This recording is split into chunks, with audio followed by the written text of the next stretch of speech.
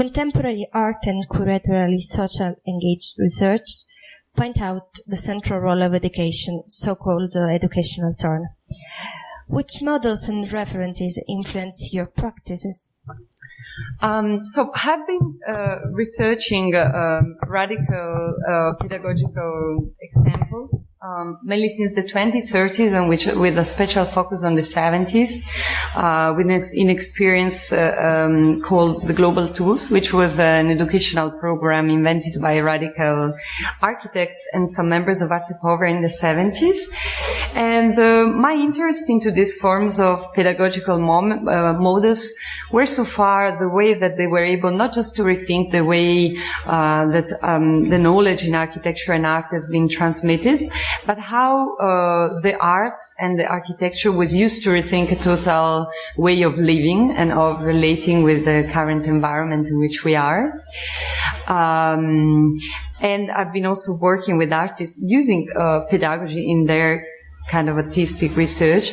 But I also have a kind of a critical approach to the so-called educational turn, as it was defined by Irit Rogov.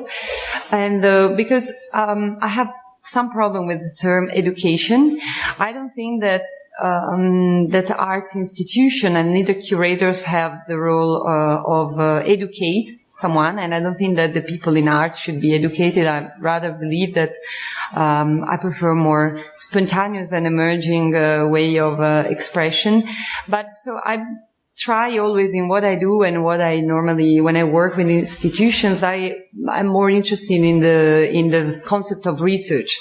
So I believe that museum and institutions should become research platform and should find new ways and new formats to kind of propose way to address the notion of research. So how do you use archives to research the current present, or how do you use the city and the specific locality in which your institution is placed to kind of do a fieldwork in investigation? Reality around us is becoming every day more complex, and I think that we need to kind of take advantage of the tools we have to find new ways of research. And I think that actually what we did in this week of workshop was exactly this. We had the chance of being 7 people coming from different places of the world with different backgrounds and with different ages, and that was a very good opportunity to unify our backgrounds, to find out a new way of research the environment in Biella and around us in general.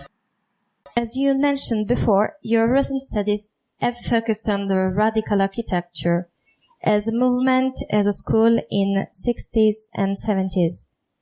What today radical means in art and architecture, and what did it mean in 70s? Well, radicality in the 70s meant the refusal and the breaking with the current paradigms and institutions like the state, the university, the family, culture. The total rethinking of the way of doing art and architecture, which was produced in that period, creates very strong images and concepts. And the fact that the radicality, and I'm speaking here especially about Italy, was then interrupted by a strong return to order, by the normalization of the society and as well of the art and architectural practices, and by the perversion of mass capitalism. I think it's maybe what drives us today to rethink the experiences of those years, which still embody a lot of unrealized potentials, as it was in my case, the experience of Global Tools, which was a counter school which lasted just for 2 years. So if you ask me what is radicality today, this is rather a difficult question, and I believe that we will understand what is radical today tomorrow. But I like to express my idea about this concept through the words of Franco Raggi, one of the members of Global Tools. Franco Raggi was writing that the avant-garde is always a mindset that regards the use of resources in a different way, which could be propulsive to a direction that is considered derived.